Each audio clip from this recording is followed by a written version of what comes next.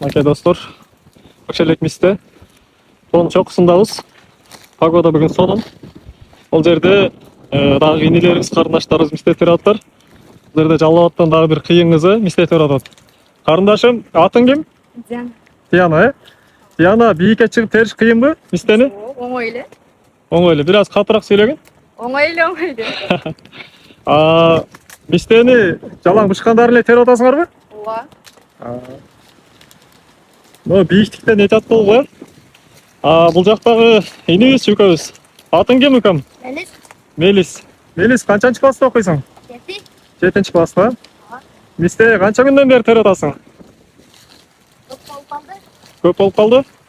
Могу жер опасный экен, жыгылып кетпейсиңби, коркпой атасыңбы? Жок. Ака достор, мисте териш оңой иш эмес. Бүгүн погода салкын, бирок обычно 35-40 градус ысыкта. Мындай тике болгон жерлерде бир эле эркек балдар эмес, кыз балдар дагы терип үй бүлөсүнө жардам берип, жардам беришет.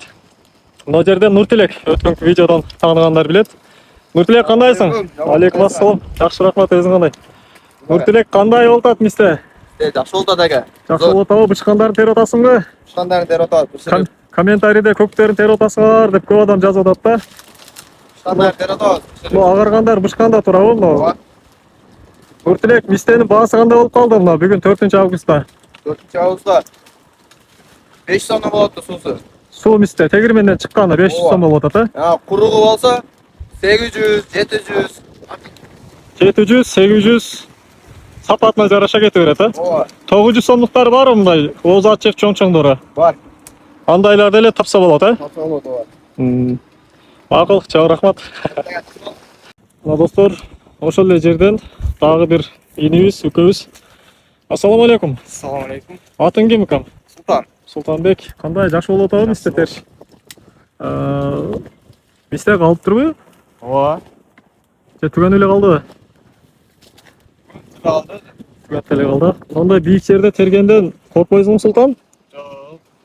Азырчы мына чокуда жүрөбүз. Күнүнө канча килограммдан терип атасың, Султан? Канча экенин билбейм го, бирок 2 кап терип атам да. 2 кап, Ооба. Берекесин берсин.